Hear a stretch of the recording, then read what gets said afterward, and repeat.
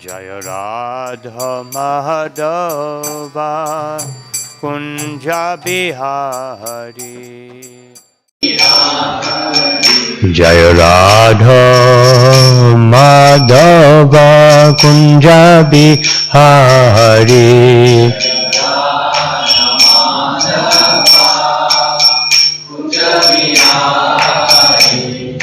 Gopi Jana Vallabha Girivardhari.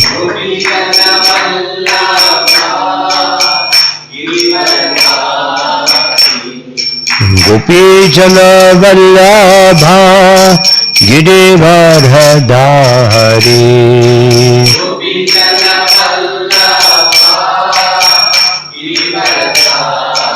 Yashodanandana Braja Jana Ranjana.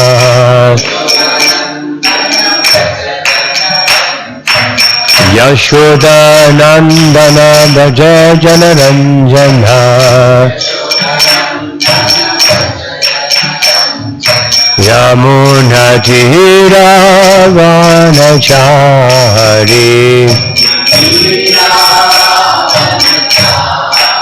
Yamuna Tira Vanachari.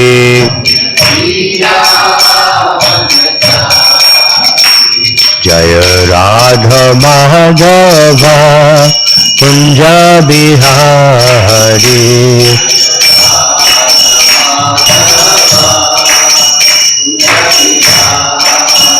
Jaya Radha Madhava Kunja Bihari.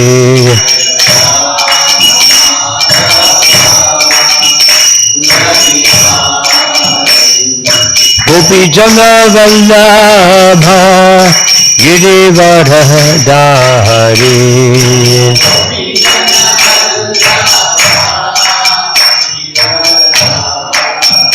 Jaya Gopi Jana Vallabha Girivardhari.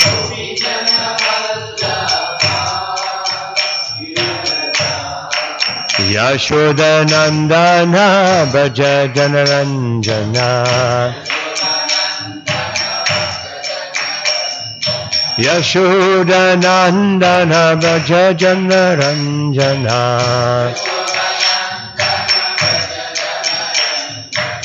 Yamuna Tira Vanachari.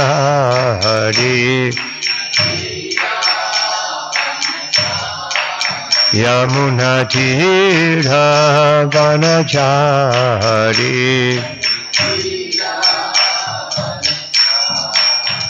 Jaya Radha Madhava Kunja Bihari.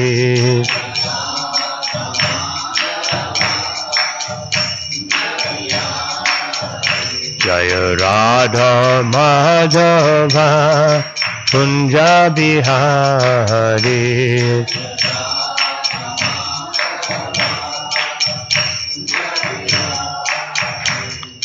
Shri Krishna Chaitanya Prabhu Nityananda Shri Advaita Gadadhar Shivasari Go Bhakta Vrinda.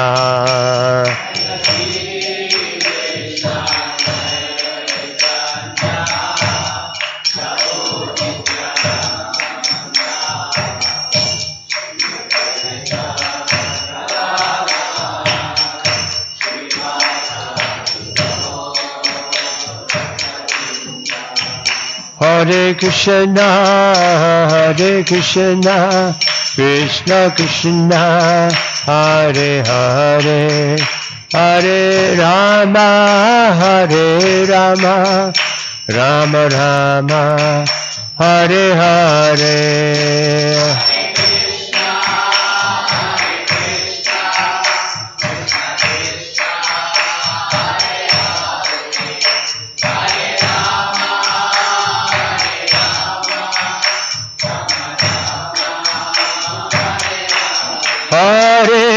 Krishna, Hare Krishna, Krishna Krishna, Hare Hare, Hare Rama, Hare Rama, Rama Rama, Hare Hare.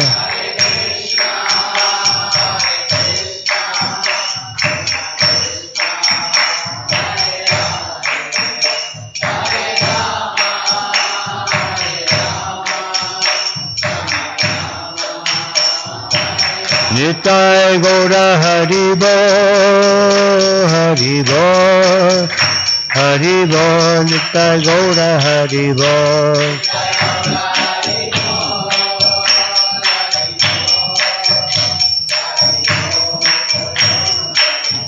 Jaya Jaya Prabhupada, Prabhupada, Prabhupada, Jaya Prabhupada.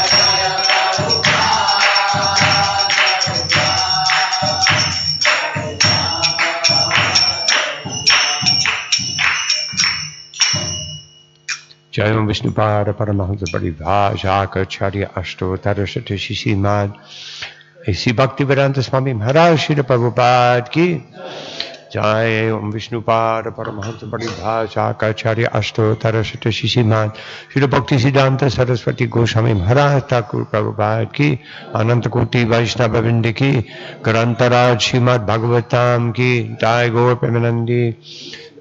All glory to the assembled devotees. All glory to the assembled devotees. All glory to the assembled devotees. All glory to Shri Guru, Shri Gauranga.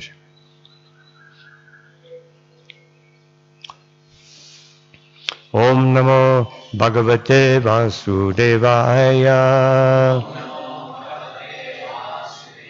Om Namo Bhagavate Vasudevaya. Om Namo Bhagavate Vasudevaya. So today reading, unfortunately I got the wrong verse for today, so we're a little off the normal path of the Bhagavatam, but that's the nature of this world. Everything's off in Kali Yuga. No? So this is second canto, second chapter, text number 6.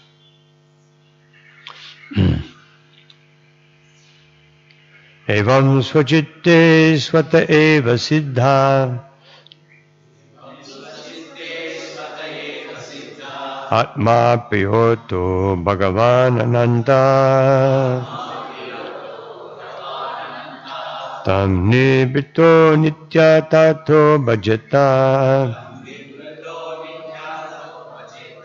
Samsara hetu paramascha yatra Evam svachitte svata eva siddha Atma piyoto Bhagavan Ananta Tam nibito nitya tato bhajata Samsara hetu paramascha yatra Evam svachitte svata eva siddha Atma piyoto Bhagavan Ananta Tam nirbhito nitya tato bhajata Samsara hetu paramascha yatra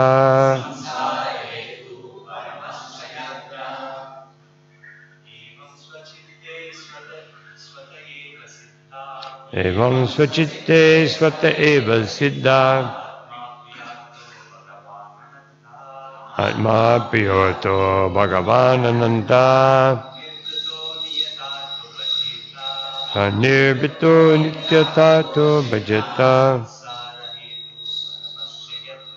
Samsara hetu paramascha yatra Evam svachitte svata eva siddha Atma Piyoto Bhagavan Ananta Nirvito Nityatato Bhajata Nehetu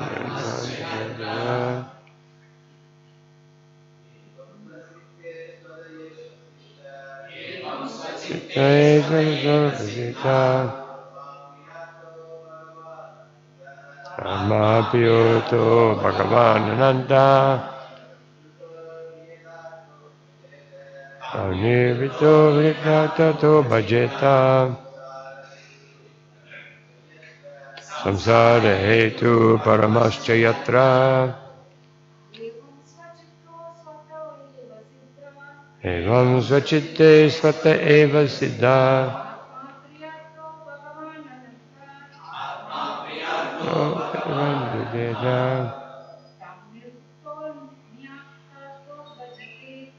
Nirbhito Nityatato Bhajata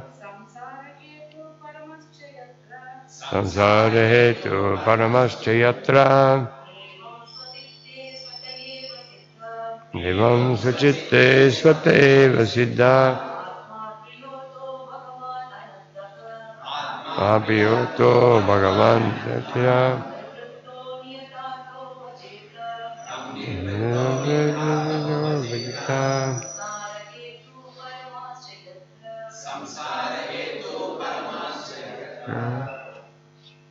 Evam, thus, Swachite, in one's own heart, Swata, by his omnipotency,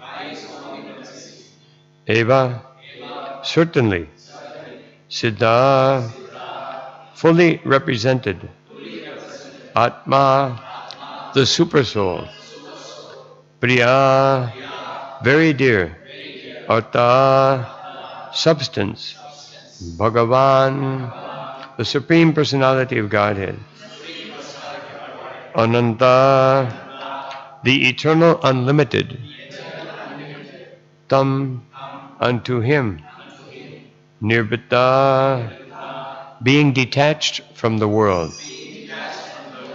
Niyata, permanent, Artha, the supreme gain, Bhajeta, one must worship, Samsara Hetu,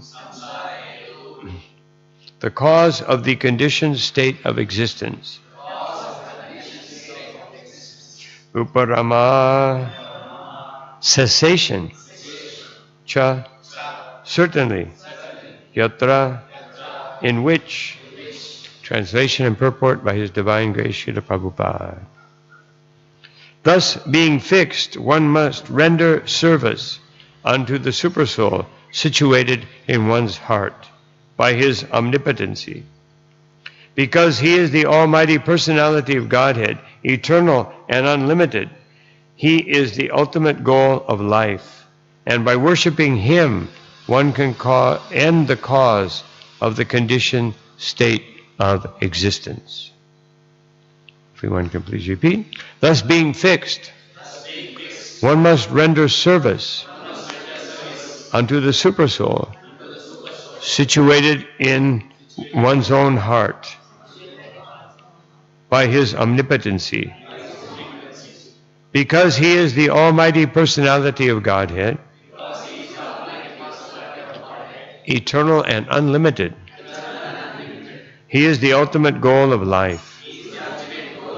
And by worshiping Him, one can end the cause of the conditioned state of existence.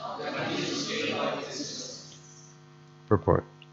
As confirmed in the Bhagavad Gita 18:61, the Supreme Personality of Godhead, Sri Krishna, is the all-pervading, omnipresent Supersoul. Therefore, one who is a yogi can worship only Him, because He is the substance and not illusion.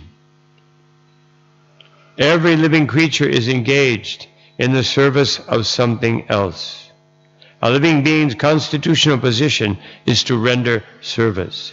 But in the atmosphere of Maya or illusion, or the conditional state of existence, the conditioned soul seeks the service of illusion.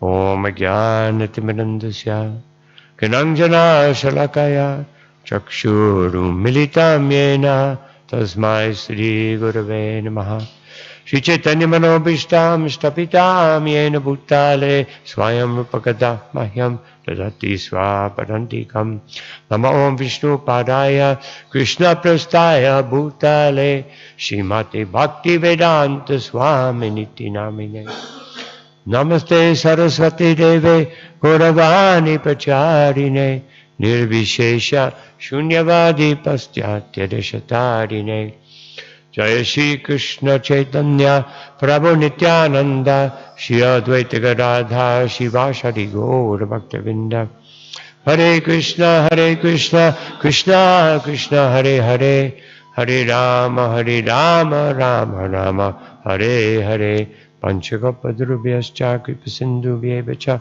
Patitanam Pavanebhyo Vaishnavebhyo Namo Namaha. So this first part of the purport, Srila Prabhupada speaks about the first line of this verse. Evam svachitte svata eva siddha.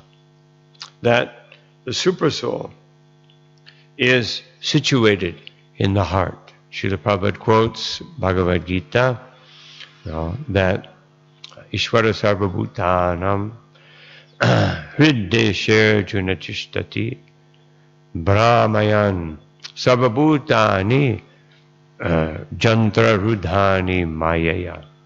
That the Supersoul is in everyone's heart and directing the wandering of the living entity. So the living entity is wandering. That as Chaitanya Mahaprabhu said, that Brahmanda Brahmite Brahmanda Brahmite Kon Bhagavan Jeev Guru Krishna Prasadi Pai Bhakti Lata Bij. That the living entity is wandering. It's like sometimes we may be in a car and we're looking for some address, so you're going very slowly, going from one place to another, looking for the right house. So this is the living entity, param param, that at every step we are looking for Amrita. Sri Chaitanya Mahaprabhu said that in relation to the devotee. A devotee at every step is looking for the nectar of Krishna consciousness. But every living entity, I've been making this point in several places, that every living entity is looking for Krishna. There's nothing else to look for.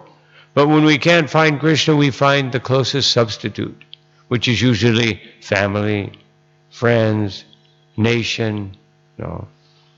This is our very poor substitute, because we're looking for Krishna for one thing, which is Amrita, or a loving relationship. So if we can't have that loving relationship with Krishna, we will have it with our mother, father, children, wife, husband. Of course, those things gradually in Kali Yuga, even those relationships they break down, they become degraded, and they're full of faults. Sometimes the parents are angry at the children are angry at the parents. And what to speak of inheritance, that can cause total disruption in family affairs, especially if it's a wealthy family and there's many children and there's a big inheritance. I've seen very nasty results from that situation. So, but we're all looking for Krishna, and He's right in the heart. And there it says here, Eva Siddha. He's fully represented. Siddha means perfect. Otherwise, it's also, He is the perfect solution to the material problem. The Srila Prabhupada is saying, something that he has said again and again. Everyone has to serve. If we can't serve Krishna, we will serve someone else or something else. Everyone in this world has something to serve or someone to serve. Nowadays it's become more popular to serve a cause. Climate change, all these different problems that we have in the material world. People dedicate themselves because, again, we're looking for Krishna, so we'll look for the biggest, the greatest thing, the biggest thing. Just to serve one's children, family, friends is usually not enough. We need something else. So very patriotic people, they will serve their country. And very conscientious people, they will serve some cause for the betterment of humanity. But, and even some people, they're compassionate, they will serve the animals. But a devotee does all of this in one step. Adyati tat sarvamidam viditva, as Krishna says in Bhagavad Gita. That Vedashu, Yagyashu, Tapasu, Chaiva, Daneshu, Punyapratam Pratishtam. That study of the Vedas, austerities and penances, all these things are accomplished in one step just by serving Krishna. And also serving all of these different temporary and secondary or tertiary causes or objects is all accomplished by serving Krishna.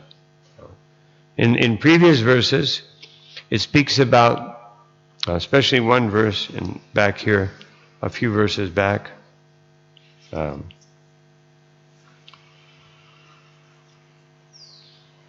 verse number 2 and 3, it speaks about Ata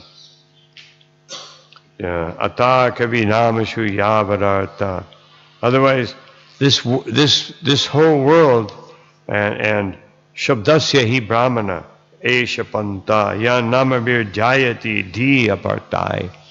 That this whole world is like jugglery of names and forms. The whole world is like that. It's just like if you take a rope and I tie the rope to the column here and I pull it taut and I go like this, there's a wave that goes back and forth. So the material world, these previous verses, they speak about the material world as like that. That time is moving like a wave through the material atmosphere. And then the wave goes up and we have Vedic civilization, Greek civilization, Roman civilization, Turkish civilization. Then we go down a few others, Mongolian civilization, Russian civilization. Then it was British civilization, that affected India. And the Mughal civilization, those both affected India very much. And then now we have American civilization. Actually, they're not civilized, they're really uncivilizations. But, it means they have power. They have so much. And then now maybe China, the Chinese get their opportunity. And then somebody else. This, when Srila Prabhupada first arrived in New York, the devotees, he told the devotee, he first established some degree of Krishna consciousness, and then in 1968, he had the devotees chanting in the street, and there was an article in the New York Times, which is a very big, famous newspaper, that these strange people are dancing in the streets like crazy men. So they brought that article to Srila Prabhupada. And Srila Prabhupada said, so he wrote an article. He gave a talk, and from that talk they made an article. Who is the real crazy person? Then Prabhupada said that just like this place, New York, previously belonged to the Indians. Not the American Indian, native Indians. And then the Dutch. And then the British, and now the Americans. And Prabhupada said, who will come next? But they say this is ours. And we say that this body is mine. Just like in the Bhagavatam it speaks. It says, who is the real owner of the body? No. This is coming up in the purport. Who really owns this body? No. There's one spirit soul who seems to have control to some degree. But then some little microorganism says, no, this is my body. And reproduces, establishes his family there, little amoebas or whatever. And they take over. Then you get sick. And then some other type of organism comes in. And the government, they give you a number, you are X 7534 everybody. And if you want to leave this place, if you want to operate, you have to have an identification card, and you have to have a passport. You belong to us. This body belongs to us.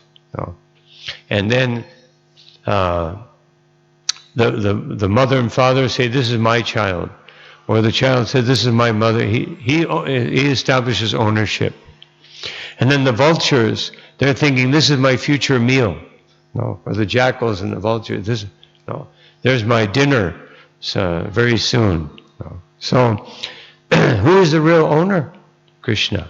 So therefore, in this verse, it says, Swachite swatta eva siddha. Krishna is the perfect owner. Krishna is fully capable of owning this body. So, therefore, Srila Prabhupada continues, a conditioned soul works in the service of his temporary body, bodily relatives like wife and children, and the necessary paraphernalia for maintaining the body and bodily relations, such as the house, land, wealth, society, and country. But he does not know that all such renderings of service are totally illusory, as we have discussed many times before. This material world is itself an illusion, like a mirage in the desert. In the desert there is the illusion of water, and foolish animals become entrapped by such an illusion and run after water in the desert, although there is no water at all. But because there is no water in the desert, one does not conclude that there is no water at all. The intelligent person knows well that there is certainly water in the seas and the oceans, but such vast reservoirs of water are far, far away from the desert. One should therefore search for water in the vicinity of the seas and oceans and not in the desert. Every one of us is searching for real happiness in life, namely eternal life, eternal or unlimited knowledge, and unending blissful life. But foolish people who have no knowledge of the substance search after reality of life in the illusion. This material body does not endure eternally, and everything in relation with this temporary body, such as wife, children, society, country, also changes along with the change of the body. So, in the beginning of the Bhagavatam, it says that Tejo Varamari Yata Vinimayo Yatra Tri Sarvam Risha, that this whole material world is just a combination of fire, water, and earth. And these different combinations, wonderfully done by the Shaktis, the potencies of the Supreme Personality of Godhead. They combine together in such a way that it creates this illusion. So in the Bhagavatam, it speaks about this illusion. Where does it come from? Maya dvitiya viniveshita syat. It comes from thinking that the secondary cause, Maya, is the real cause of everything. The atheistic view, the illusory view that everything is caused by Maya. And therefore the result is Ishada Betasya Viparyayo Ashmiti. Viparyaya. Everything is upside down. Everything is reversed. And therefore we think that the Supreme Person, if that person exists, must be there for my enjoyment. So Ishada Betasya. We forget that the Lord is supreme. And we think that we are supreme and the Lord has to, I've said many times that people come, especially in South India, it's very common in many big temples. People come with some coconuts and some bananas, They give it to the pujari and some donation, of course. And then they go to the other side, they get some tulsi leaves. But what they really think is that I'm getting blessings, I'll have a new house, new car, that's what they want, or some material blessing, some position, more money. So they're thinking that Krishna is very foolish, that I give some bananas and I will get a car. Like, where will you get that? Try taking some bananas and coconuts down to the the Toyota agency and see if they'll give you a car. Even if you bring 500 coconuts and 2,000 bananas, you won't get a car. But we're thinking Krishna is such a bad business person that Krishna will give you that. So this is what people are thinking this way. And therefore the Bhagavatam says, Tanmayato Buddha abhajitam. When one wakes up one's intelligence and see this is all just the waves of Maya passing through the material world, then one understands Bhaktyai Sham Guru Devata. That this whole illusion can be taken away by Bhaktya Isha Eka, by simply dedicating oneself to devotional service and Guru Devatatma, and worshipping the spiritual master like the Supreme Personality of God, meaning representative of the Supreme Personality of Godhead. Of course, who is the spiritual master? Bhaktivinoda Thakur said, I offer my obeisances to my initiating spiritual master and unlimited shiksha masters. So we have to see, even material nature is a master. As the Avaduta Brahman points out in the 11th canto of the Bhagavatam, that he sees everything. He sees the dog, the prostitute, the bird, the earth, the ocean, everything. He sees some aspect, as Krishna explains in the 10th chapter of Bhagavad Gita, the Vibhuti manifestation, the Vibhuti incarnation. Otherwise, anytime you see power, opulence, or the 6 opulences of Krishna manifested within material nature, then you know that just like last night, I don't know how close all of you live, but there was some very big concert which kept us awake for a long time. So loud. So some woman is thinking, now I'm famous. People are clapping, hey. And I heard that. I could hear that in the background. And so but what is that? Where is that fame coming from? Where did her singing voice come from? Where did the music come from? It all comes from Krishna. So people forget about this. And then the Bhagavatam says, Avidyamano yavibhatta hidvaya. This ignorance, this illusion is coming from the duality of the material existence. Diya datur swapna manorato yata. And what is the nature of this illusion? Diya, our intelligence, datur diya, our intelligence becomes overwhelmed by swapna, by the sleep. We have 2 types of sleep, swapna, manorata. Swapna means the nighttime sleep. When we're in a dream, sometimes we think this is reality.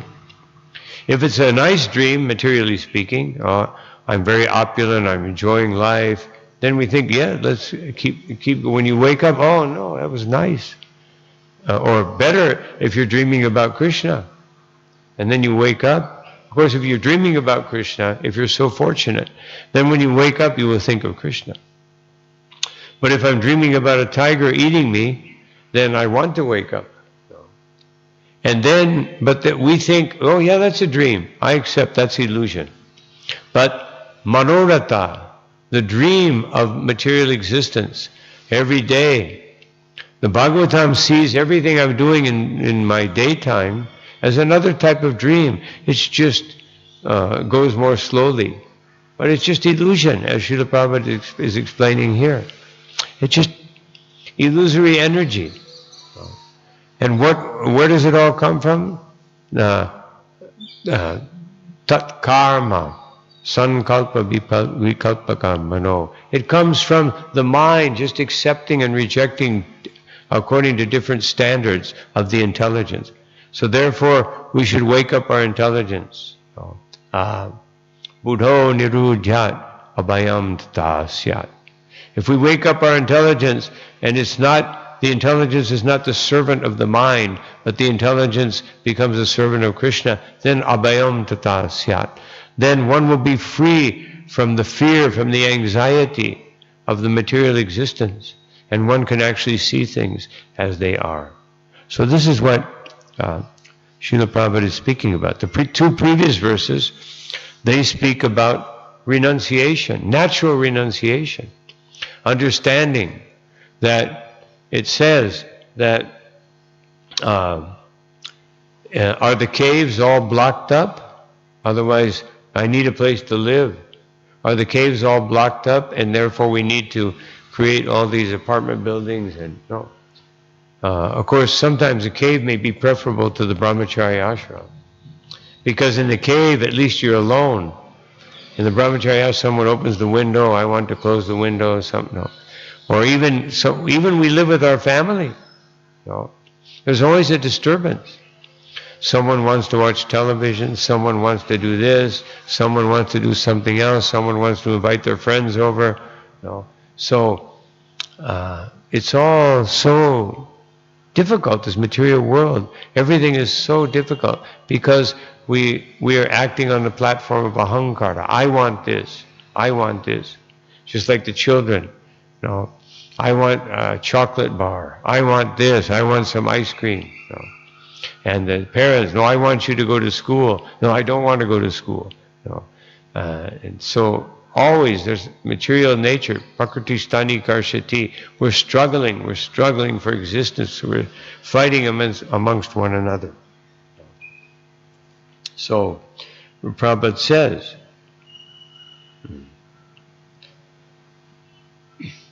this is called samsara, or repetition of birth, death, old age, and disease. We would like to find a solution for all these problems of life, but we do not know the way. Here it is suggested that anyone who wants to make an end to these miseries of life, namely repetition of birth, death, disease, and old age, must take to this process of worshiping the Supreme Lord and not others. Krishna says in Bhagavad Gita, yo yo yam yam tanum bhakta shraddha yachitam ichati tasya tasya chalam shraddha. Basically, although Krishna is speaking about worshiping the devatas, he's actually speaking about something broader. He's saying, be very careful where you place your faith, because wherever you put your faith, that will become the object of your worship. Therefore, we should be very careful that our Krishna consciousness doesn't become mechanical. That we just do this ritual and we do that. No. We have to understand what is the purpose of this artik. What is the purpose? Why do I offer incense and then fire and then water? No. All these things have a purpose. It means that I am trying to please the different senses of the Lord, and the fire is to see, so that my eyes, my sense of smell can capture the prasadam offered to the Lord, and my eyes by the light of the Lord, not only the light seeing the deity, but the light within the heart, which is being spoken about here, that I can see Krishna within my heart, I can see the deity of the Lord. The water is purifying my existence, bathing, sarvatma stapanam param vijayate Shri Krishna sankirtanam. It means I'm bathing. What am I bathing in? I'm bathing in these previously mentioned things. Shreyakaidava Chandra Vitaranam. After cleansing the heart, Chetodarpana Majranam, I feel the blessing that's coming. Krishna is entering. Krishna, I'm receiving Krishna. Because with a contaminated heart, I can't receive Krishna. I can't see the Paramatma within the heart. Because the Bhava Mahadvagni, because this forest fire of material existence blocks everything. I can't see. No. But now I can see. And Vidyavadu Jivanam. And therefore this transcendental knowledge, I will keep it with me. This transcendental blessing from the holy name, I will keep it with me, just like a wife, very faithful. I will not let it go. And then Anandam Buddhi Vardhanam, Patiparam Vitamita Svadhanam. All these things are, I'm bathing my consciousness, I'm bathing my heart, I'm bathing my existence. Param Vijayate Shri Krishna Sankirtanam, through the chanting of the holy name. Therefore the chanting of the holy name accomplishes all these things, and much more. And so that's what's being said here, that if you want to get rid of these things, it is also ultimately suggested in the Bhagavad Gita 1865 that Manmana Bhavamad Bhakto Mam Yaji Mam Namaskuru Mam Mami Vaishnav Satyam Te, that by becoming a devotee of Krishna and always thinking of Krishna, and by worshipping him, Mam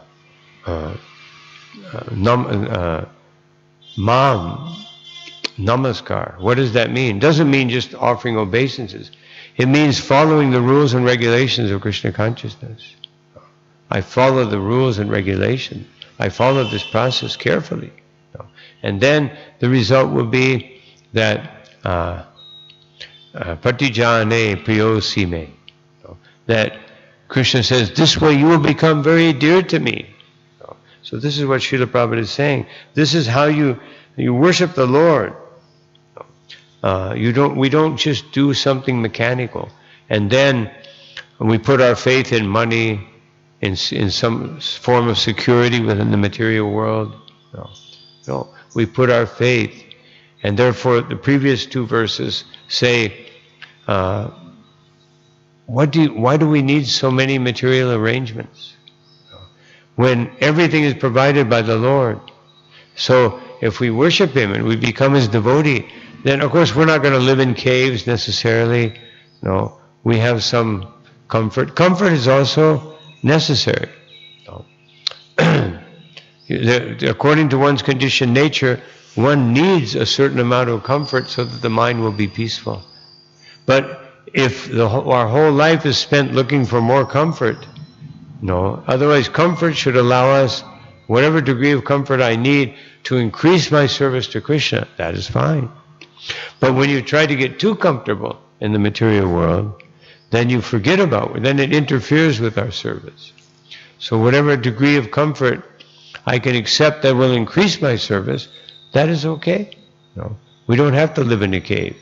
Srila Prabhupada says in the pastime with the Kurma Brahmin, in purport, Srila Prabhupada says, one should live very comfortably with one's family, and together everyone should chant the holy name of Krishna.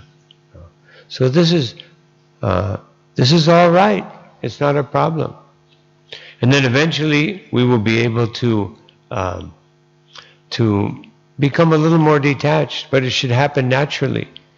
It should be, as Krishna says, Param Dristvani Vartade. It should be a displacement that Krishna consciousness enters into our heart and displaces, just like Srila Prabhupada's classic example of a cup filled with a glass filled with ink, and you pour milk, and then the ink becomes, first it's black, then it's dark gray, then it's medium gray, then it's light gray, and then finally it becomes white. So this is our process. Not that we try to give up everything in one step. No, some degree of comfort is necessary. If we at all want to end the cause of our conditioned life, we must take to the worship of Lord Sri Krishna, who is present in everyone's heart by his natural affection for all living beings, who are actually the parts and parcels of the Lord. And again, Srila Prabhupada indicates that all of us, Pramayan Sarvabhutani, we're all actually belong to Krishna. And he just puts us on these machines, through inside of these machines, the material body. The baby in the lap of his mother is naturally attracted to the mother, and the mother is attached to the child. But when the child grows up and becomes overwhelmed by circumstances, he gradually becomes detached from the mother. Although the mother always expects some sort of service from the grown-up child and is equally affectionate to her child, toward her child, even though the child is forgetful. Similarly, because we are all part and parcel of the Lord is always affectionate to us, and he always tries to get us back home, back to Godhead. But we, the conditioned souls, do not care for him and run instead after the illusory bodily connections. We must therefore extricate ourselves from all illusory connections of the world and seek reunion with the Lord, trying to render service unto him, because he is the ultimate truth. So what does it mean to extricate ourselves from all illusory connections of the world? One may become nervous. What does that mean? Just like when we hear the verse, Yasyaham anuginami harisyetantanam shanai, that when Krishna especially favors someone, he takes everything away. So when people hear this, I better not worship Krishna. He's too dangerous. Let me worship Shiva. He will give me more. But what did it mean, take away? It means that we hear this Bhagavatam every day, and we hear Bhagavad Gita and Srimad Bhagavatam. This is how Krishna takes away the illusion and the attachments that result from that illusion. So Krishna will take it away. That's all you have to do. Chant the holy name, hear Bhagavad Gita and Srimad Bhagavatam, and associate with devotees. Therefore Chaitanya Mahaprabhu recommended 5 things. That Sadhu Sangha, Nama Kirtan, Bhagavata Shravana, Mathura Vasa, Shri Murtira, Shradhaya, Sevaya. That we do these 5 things. We associate with devotees, we chant the holy name, we hear the Bhagavatam, we purify our place of residence and make it like Mathura by having deities, and making the deities, don't hide the deities off in a closet. Sometimes I see this in someone's home. They have deities in like the farthest corner, hidden away from everything else, so that, I just have Krishna there as an insurance policy. When anything goes wrong, I just go, pray to the Lord. No, he should be in the center, in the main part of the house. So every time I come into the house, I offer obeisances to the Lord. He's there. He's there. He's the owner. He's the Lord of this house. I'm just living here under his shelter, under the shelter of his lotus feet. That's all. That's my position. So that way, we accomplish this. It doesn't mean we go off into the forest. Someone can do that. But generally speaking, Even Narada Muni recommended to Dhruva Maharaj, no, you're a prince. You're not used to this forest life. You should go back home. But he was very determined. But even in his determination to become renounced in the forest, it didn't solve his problem. Until he actually got darshan of Lord Vishnu, then everything was solved. Everything was taken care of. So let us get darshan of the Lord in the form of His holy name and remember that He is within our heart, and then all this illusion will go away. Actually, we are hankering after Him as a child seeks the mother. And to search out the Supreme Personality of Godhead, we need not go anywhere else because the Lord is within our hearts. This does not suggest, however, that we should not go to the places of worship, namely temples, churches, and mosques. Such holy places of worship are also occupied by the Lord because the Lord is omnipresent. For the common man, these holy places are centers of learning about the science of God. When the temples are devoid of activities, the people in general become uninterested in such places, and consequently, the mass of people gradually become godless.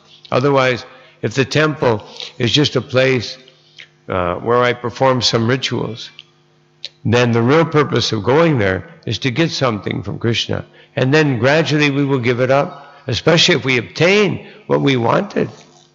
Srila Prabhupada talks about this in the 9th chapter of Bhagavad Gita, 3rd verse purport. He says, we have seen many people come, once they get what they originally came to Krishna consciousness for, some relief from suffering, some material object, they go away. No. Only when one understands that the purpose of devotional service is just to worship Krishna, just to make Krishna happy, then when we make Krishna happy, He makes us more happy. Krishna can do that. He can give us more than we can give Him. Of course, He sees that the devotee is giving more and He can't pay back.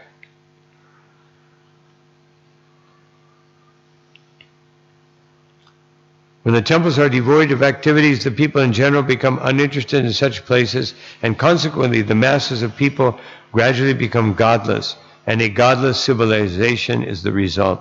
Such a hellish civilization artificially increases the conditions of life, and existence becomes intolerable for everyone. The foolish leaders of a godless civilization tried to devise various plans to bring about peace and prosperity in the godless world under a patent trademark of materialism. And because such attempts are illusory only, the people elect incompetent, blind leaders, one after another, who are incapable of offering solution. The only solution they have is how I can become more wealthy, and more powerful. That's the only solution. If we want at all to end this anomaly of a godless civilization, we must follow the principles of revealed scriptures like Srimad Bhagavatam, and follow the instructions of a person like Sri Shukadeva Goswami, who has no attachment for material gain. So this wonderful verse of the Bhagavatam, Srila Prabhupada practically explains the whole philosophy of Krishna consciousness. So the point is that if we become attached to the Bhagavatam, it opens all the doors for the perfection of life. That's the purpose of the Bhagavatam, to glorify Krishna. And when we see Krishna glorified, also the Bhagavatam helps us to confront difficult situations. We see the dilemma of King Indradyumna and when he takes the form of Gajendra. We see the difficulties of Prahlad Maharaj being tortured. We see that so many different conditions, they're all there. Kings, they're put into King Riga. We start out by seeing him as a lizard, and then we understand he became a lizard. Muchakunda, he was in a cave for thousands or millions of years. You know. But everything becomes resolved by Krishna and Krishna's presence. That is the message of the Bhagavatam. Therefore we can see that our situation in this material world it has a solution.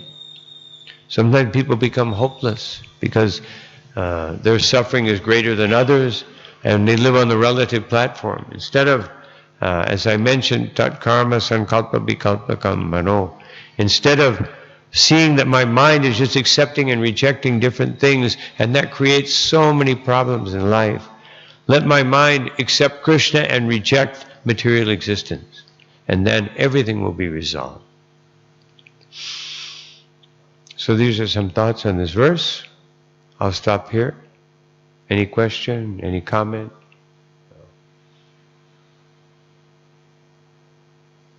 Yes. We saw in the last Prabhupada is telling that one has to get attached to Srimad Bhagavatam, it gives all the conclusions and solution. But practically we see when we read Srimad Bhagavatam, we sleepy, and in our practical experience, we want to do always active service. But that attachment to read Srimad Bhagavatam for a longer time to get doesn't come. Well, we can't see the Bhagavatam as something theoretical. We have to see the Bhagavatam as reality.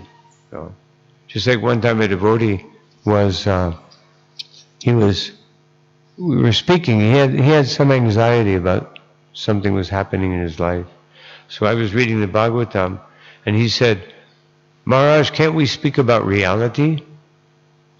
And I said, well, I thought the Bhagavatam was reality, you know. So I thought that's what we're doing, you know. And he thought about it. He said, well, I guess this is reality, you know. He didn't like the reality of the Bhagavatam, you know. So, also I always recommend, when hearing about the Bhagavatam, you can do a systematic study. But if someone is having trouble doing systematic study or can't concentrate, then the best way to read the Bhagavatam is you think about something I want to resolve in my life. And you find in the Bhagavatam the part that deals with that. No, you ask questions to persons who know the Bhagavatam, and they will give you Bhagavat solutions because they know the Bhagavatam. And when you ask a question about something, when you want to know something, when you get the answer, you retain it. But if you're just reading the Bhagavatam, let me open it up here and study this Purusha Shukta confirmed, then it becomes very theoretical. And sometimes, you know, you'll be reading and then you'll think, what's it talking about? Then you have to go back and a few paragraphs, try to figure out how I got to that paragraph, because I was thinking of something else. So until one learns to really systematically study, I always recommend that. Try to resolve some real question in your mind through the Bhagavatam or Bhagavad Gita. It will stick with you forever. Unless you're really an illusion and you forget about the answer to my question. Or you forget about the question. Illusion can do that. Any other question? You spoke about the intelligence being underlying. Yep. You make a inner statement that A summary statement? Swapna and you said how we should actually do this. How we should actually... Something like that. Well, how we should actually understand the illusion that which is caused by Ishara Petasya Viparyayo Ashmiti. The illusion causes us to reverse our role with Krishna. And we want Krishna to provide. Of course, Krishna says that in Bhagavad Gita. He says, aham tam sarva papabhyo mokshayishami ma shuchaha. He says that I want you to depend on me, but he wants it to depend on him spiritually, not materially. Materially, everything is already arranged. It's already arranged by destiny, by karma. And if we can cut off the karma, the future karma, and just take care of this karma that's manifested in this body and this lifetime, and just patiently accept it, sushamikshama, patiently accept these karmatic situations, whether they be pleasant or unpleasant. We should see them the same. If it's pleasant or it's unpleasant, for a devotee it's the same.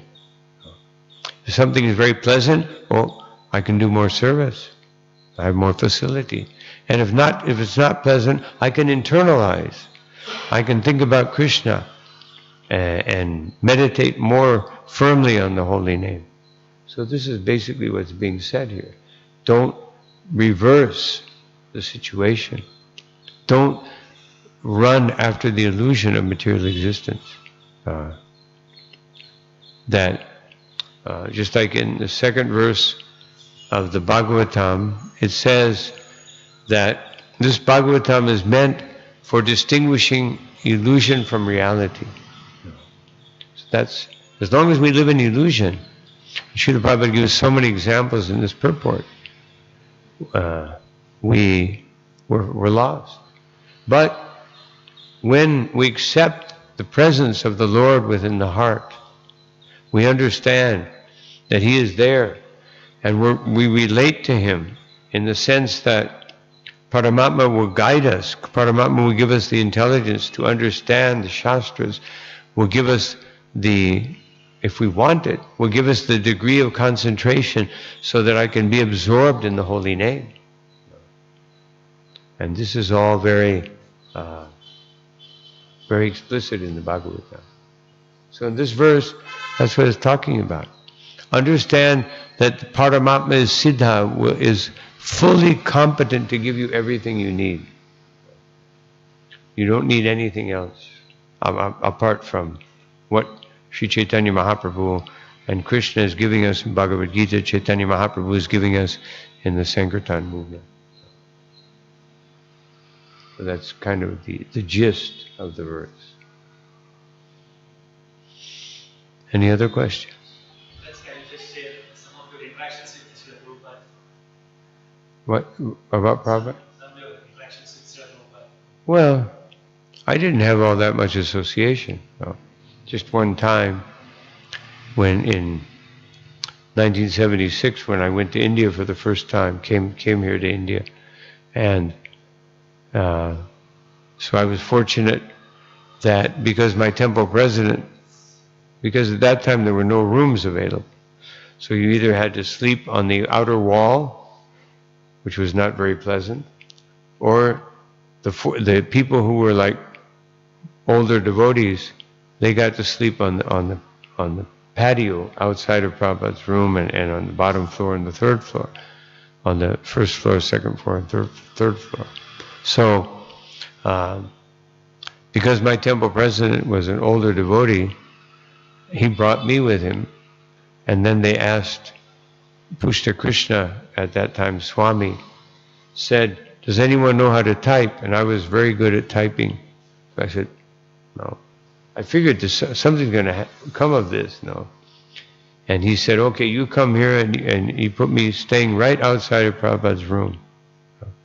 And I gave me a typewriter, and the first thing I had to type was all the sannyas mantras, because there were, I can't remember if it was 6 or 10, but I think it was 10 people took sannyas that year.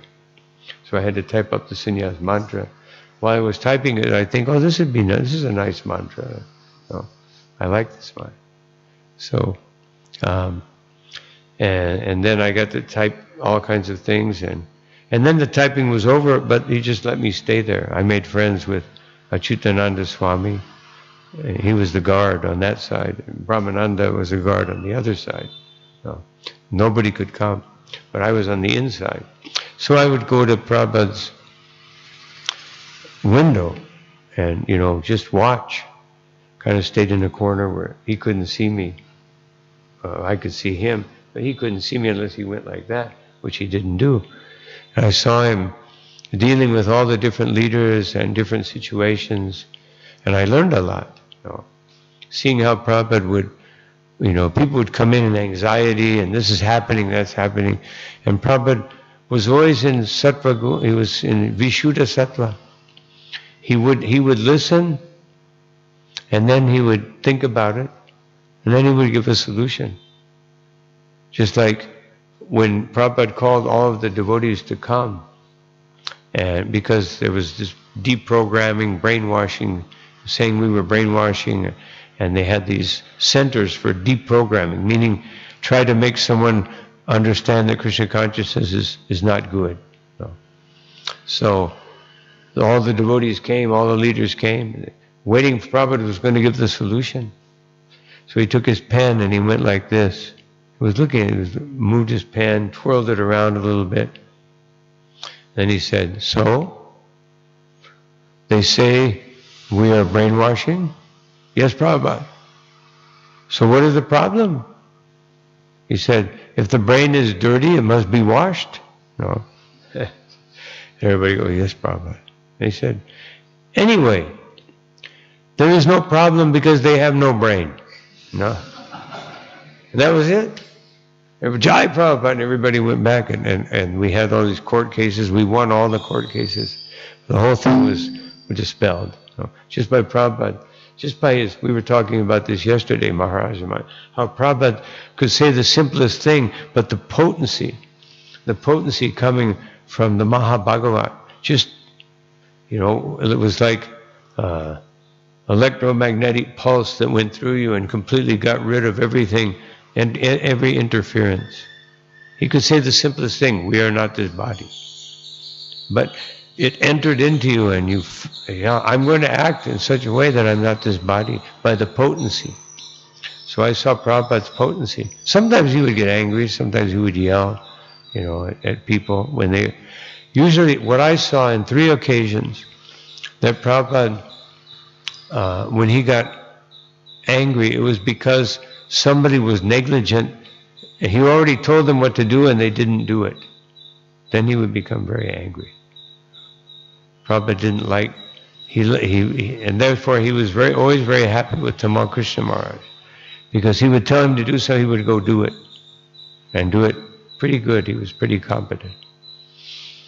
Of course, he got very angry with him in Juhu because he went to the lawyer and the lawyer convinced him that it's not necessary that we sign. And he came back and Prabhupada said, where is the signature? And Prabhupada said, the lawyer said that it wasn't necessary. And Prabhupada became infuriated. He said, they don't want to sign because that is giving us the property. He sent him back. And he had to fight. He finally got the signature. But boy, Prabhupada was very angry. But generally, that's what Prabhupada would become angry about. When people didn't, they didn't do what Prabhupada told them to do. Otherwise, he wouldn't become angry. Even if people were in Maya or something, he would just give some instruction. That's what I saw.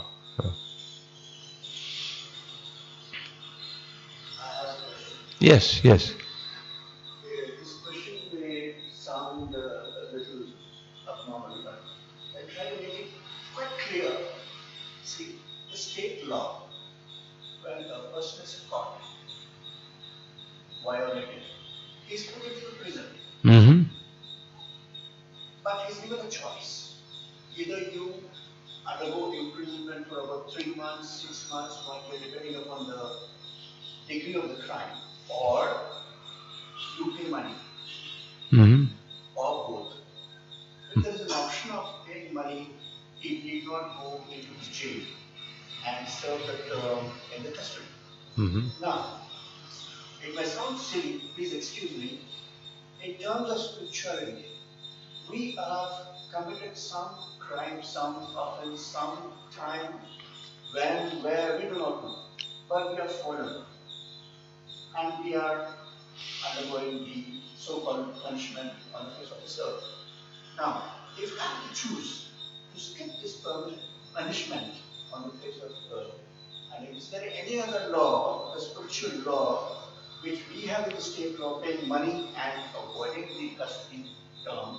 Is there any other law spiritual which we could avoid this punishment and then pay? If it is to be paid, how much and to whom? I'm sorry. Yes, if I'm wrong, I don't know if okay, I can, yes. The state, yes, I can explain that. The state law is Maya. You have to again repeat my question for the people who are in the back. I think everyone heard it? Everyone hear the question? I think you could put it in a better way than I. Well, basically, in summary, that if one is punished, if one commits a crime, then there is an option of either going to jail, you're punished, or you pay a fine. So how can that apply to Krishna consciousness if we make a mistake in Krishna consciousness, in our spiritual life? Yes, the state law is Maya. And Maya, Daivi Hesha Gunamayi Mama Maya Duratyaya, she's very strict. But we can pay. Sabradamam Padichaja Mamikam Shanam. We give up, we pay, we give up our dharmas, our attachments, and surrender to Krishna. That is the payment. And then we can escape this punishment of Maya. That's the payment. Yeah. Now I'm retired. I have some, let's say, some money.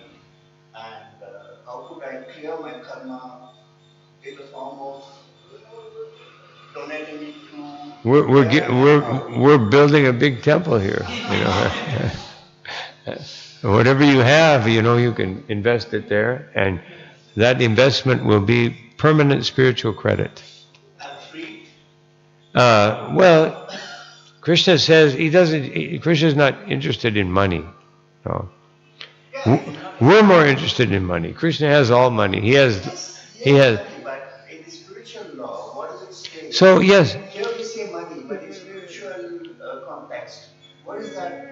It means surrendering to Krishna. Surrendering to Krishna. And the best way to surrender to Krishna, which was recommended because in the beginning of the 6th canto of this Bhagavatam, the 5th canto at the end is speaking about hellish planets. So Parikshit Maharaj very intelligently says, it seems to me that people are very foolish. They try to compensate for their sinful activities. They go to hell and then they commit the same crimes again, and they go back in a hellish condition. And so he compared it to the bathing of the elephant. The elephant bathes and then goes and throws dirt on his body to dry off.